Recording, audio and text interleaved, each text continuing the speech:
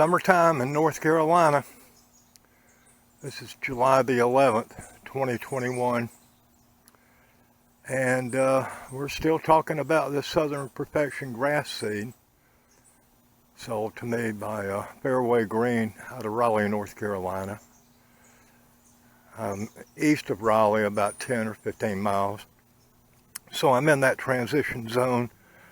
You can see how shady this area is. Pretty harsh conditions to grow fescue. But, you know, it's almost been a full year. And I have to say that even though this grass is not quite as rich as it was back in May, it seems to be surviving this, summer heat. Temperature almost every day this week above 90. High humidity. Really awful conditions. So anyhow, I just wanted to give you a look around and let you see that, it looks pretty good overall. I'll get down closer and maybe give you an idea of how this grass looks close up.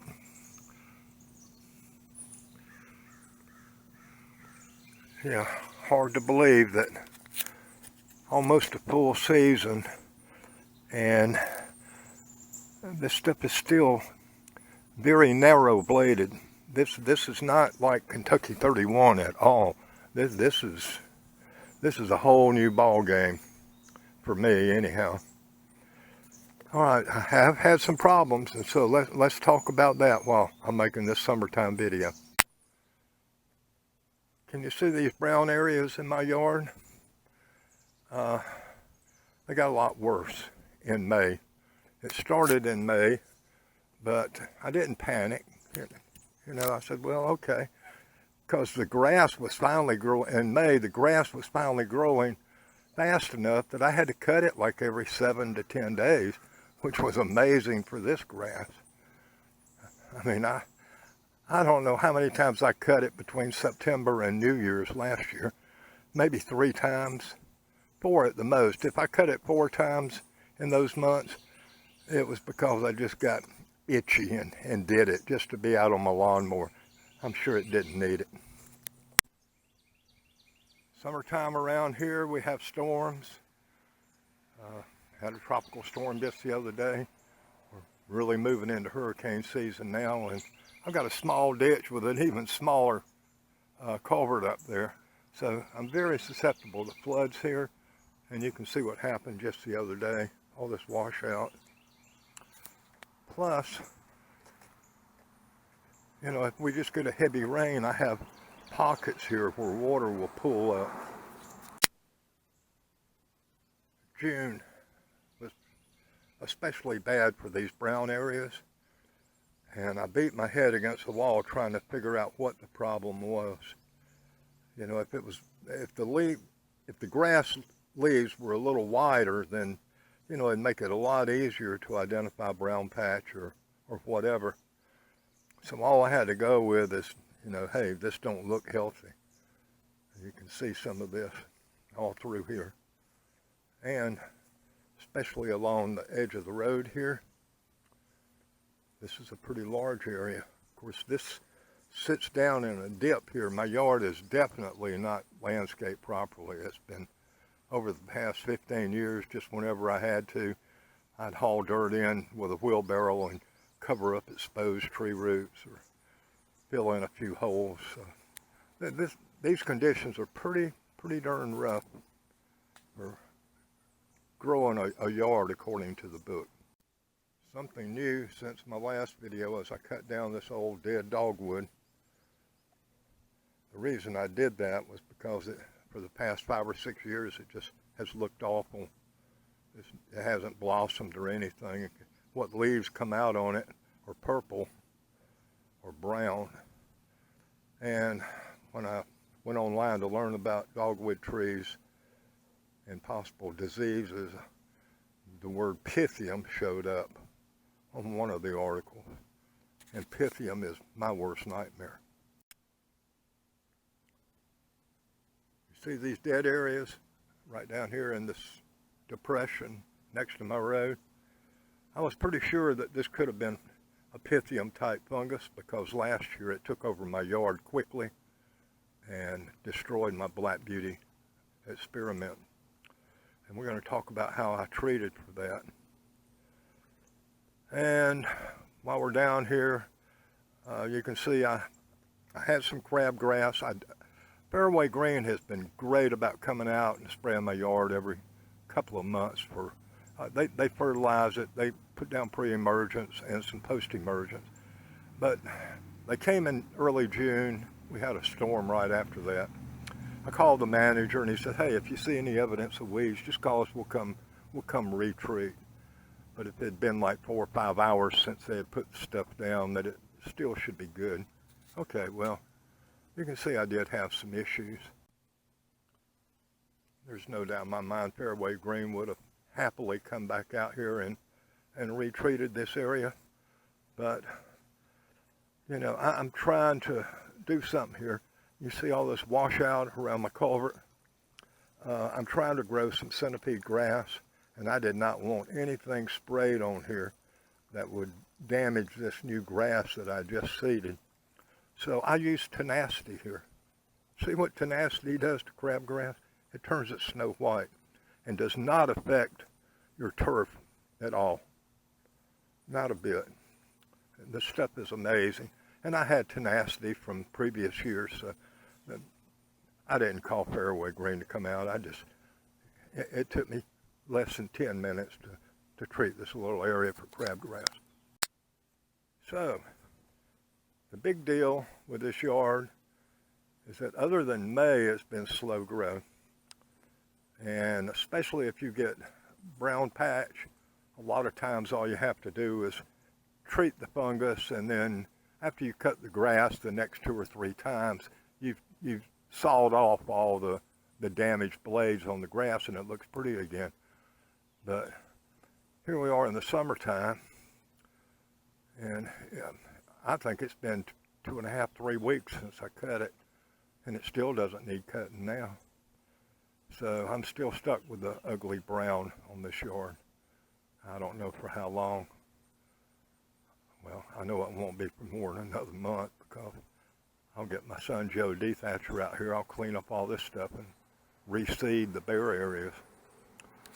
All right, let's walk up here and talk about some of the things I've done to try to keep this grass on the green side of things. You can see this distinct line of demarcation between the Fairway Green stuff. They treat this for me. And then what I normally have all around the property, which is just junk. I never do anything to this area, and it stays green all summer long because it's clover, crabgrass, and every other ugly weed you can think of. But from a distance it looks okay and it prevents erosion. But what I wanted to show you down here is this is my irrigation reservoir. I have a 10-foot pool and a 8-foot pool. And I've got a ram pump down in the creek. I've made videos about that. This is ram pump water coming out of that little 2-inch deep creek. Now that doesn't look like much, but that is about 15 gallons an hour. So I have plenty of water. In addition to the rain we have, I not only have enough water here to keep my yard irrigated, but we can also take care of the berry patch over there too. So water has not been a problem. And we're going to go up here and I'll show you some of the things I've done to test for maybe overwatering. Wow. Does this look like a display shelf in your local home and garden center? Yeah. I've used all this stuff. But we'll take it step by step to kind of make it less confusing. You ever heard of a 3-way soil meter? This is a cheap little device I bought on Amazon a couple of years ago. It tests for shade you know, how dense is your shade. It also tests soil pH, and it also includes a moisture meter. Now, I couldn't guarantee that this thing is accurate, but I will say this, is that it always seems to point in the right direction. You know, when it's wet out here, I can put it down and it shows it being extremely moist. And if we've had dry weather and I've got an area I haven't irrigated, it'll show extremely dry. The pH has been between 6 and 7 on this meter. It's just not that accurate depending on where I put it. But, you know, I followed that up using some other things to test the soil, and it's like 6.8. pH is 6.8, which I think is perfect for growing grass in this area. I showed you my irrigation pond down there, the pools. Well, I was thinking, well, maybe that water coming out of the creek might not be healthy water. So I used just some 7-wave pool and spa test strips that I used back when I had my above ground swimming pool for actually swimming in, and everything just came out exactly right. You know, I mean, even the water is reading just about 6.5, 6.8. So I think I'm good there. I've also got a little soil sample probe. This thing's only about 1 foot long. You know, I really didn't see any need for anything deeper than this. I went around, took core samples all over my yard, and everything looked great. Let's stretch out about a 12-inch deep soil sample, and you can see that the roots aren't very deep in this stuff. You know, they go down maybe 2.5, maybe 3 inches. But maybe that's just natural for this type of grass. Now, I've planted grass seeds in this yard that had roots that went down several feet deep. But anyhow, the soil looks healthy up here. You can see the change. I guess, you know, you can see moisture down about 4 to 6 inches, and then it doesn't get dry, but it's still crumbly down here. Oh, there's a root that deep. But anyhow, I'm no expert, but just looking at that dirt, I say, hey, that looks pretty good. It doesn't look like it's flooded or anything. And it doesn't look like it's starving for water. I did everything to try to find a bug in this yard. I used buckets and buckets of soapy water. I dug foxholes all over my yard with a shovel. Could not find anything that could be eating my grass from down below. But I figured I may as well go ahead and be proactive. And so I bought some of this BioAdvance Complete Insect Killer. This is the long-term treatment. Kills soil insects for up to 3 months. I don't have my bag, but just prior to me putting this down, I bought the BioAdvance 24-hour grub killer, which I've used in the past with great results. But this time I did not see a single grub, okay? So I wasn't sure of what was down there, if anything. But we use the BioAdvance. The other product I use is something called pythium. Now this has got imidacloprid in it and bifenthrin. This is a systemic type pesticide.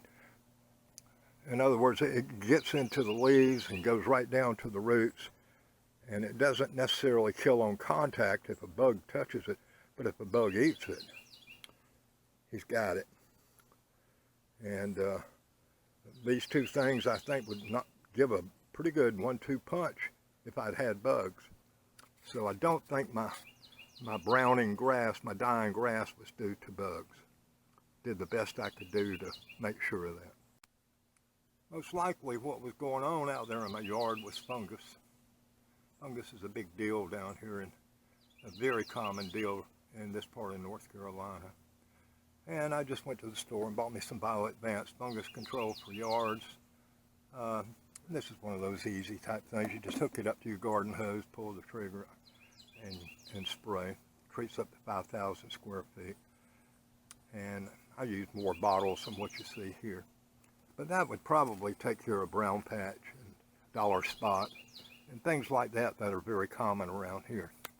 I want to talk again about the Subdue Max though.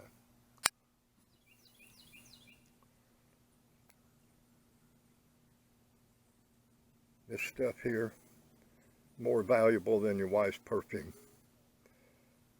That was $200 for that 1 quart bottle. 200 bucks.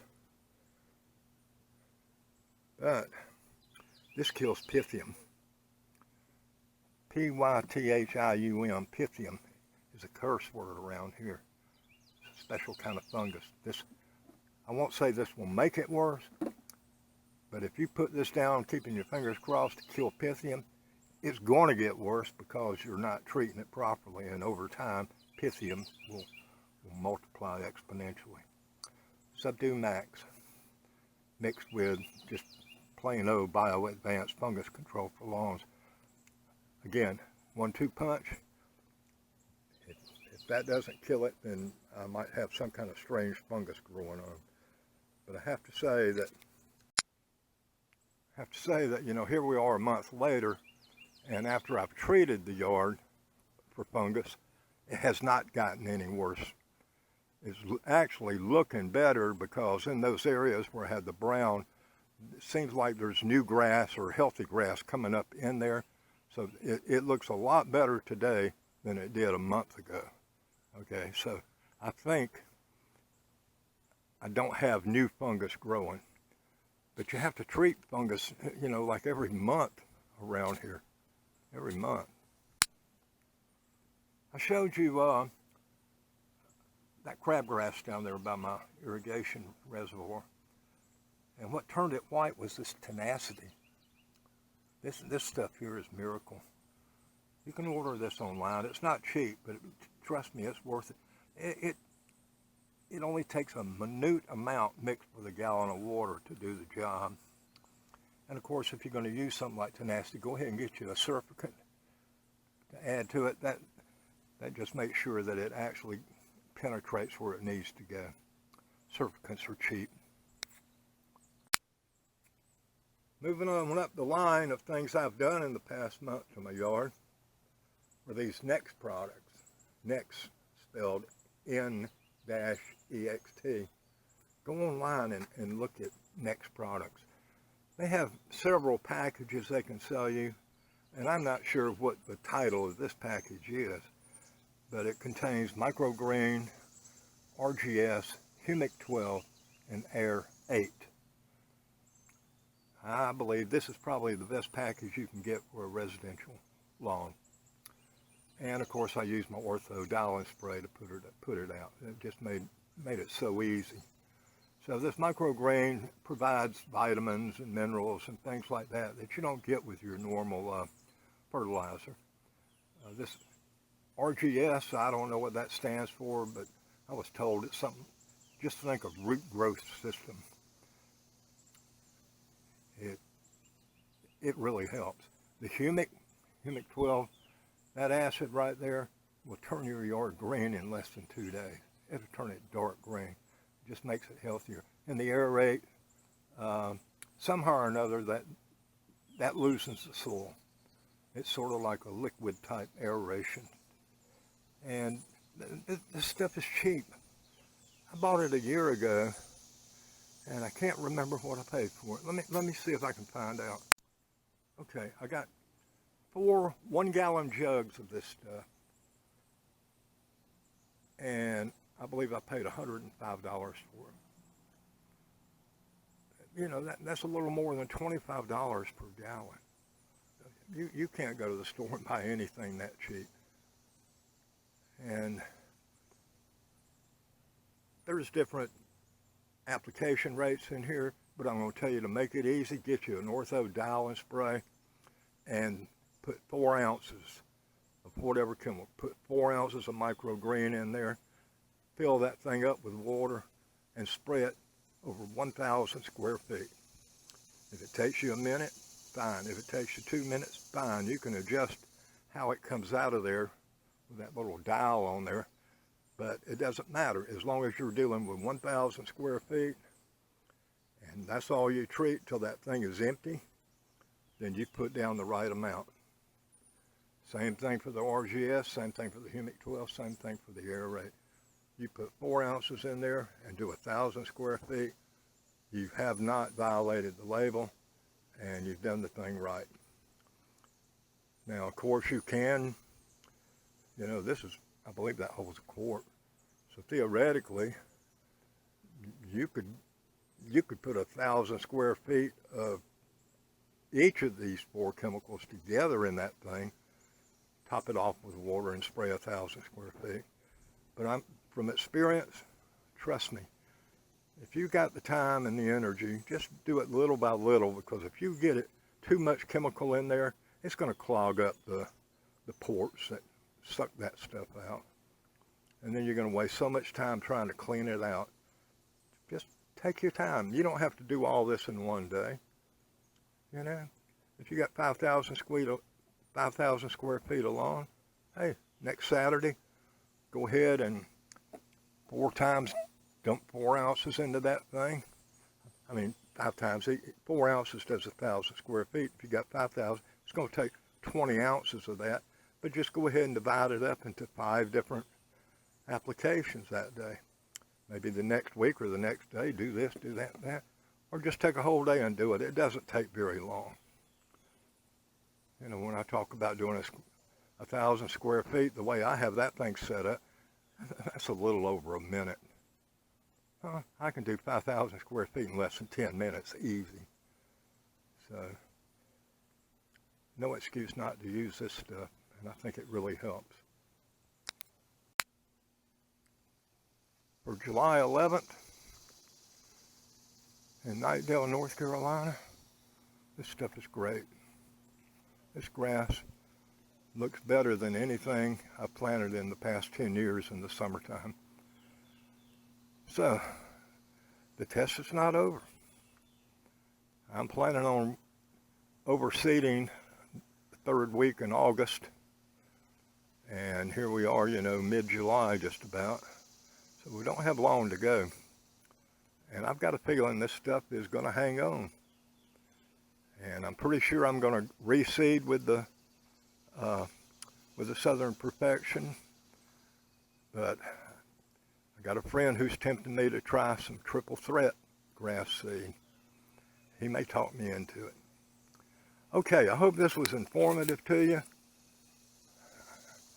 I know this series has been pretty long and drawn out, but I kind of wanted to just keep a captain's log of what's going on, every couple of months with this yard, so you'll know what to anticipate in case something goes wrong. Say your early spring grass doesn't look good, you can come to mine, and if mine looks good, then maybe you need to call somebody out to help you with it. And if your summertime and your yard looks like this, well, it happened to me too, okay? It might not be the end of the world. This could be heat stress. I don't know. All right, well, thank you again for watching. And I did want to close by saying I don't read my comments. The only time I watch YouTube is on my Roku, and I'm not even subscribed. I don't know how you could read comments on Roku. I use my computer just to upload that thing, and then I shut off my computer. So you're welcome to comment. Maybe somebody else comment, and we'll appreciate what you got to say and learn. Y'all can talk to each other, but it's very rare for me to go read my comments and answer questions. I apologize for that. Okay, thanks again for paying attention here. Hope you have good luck with your yard.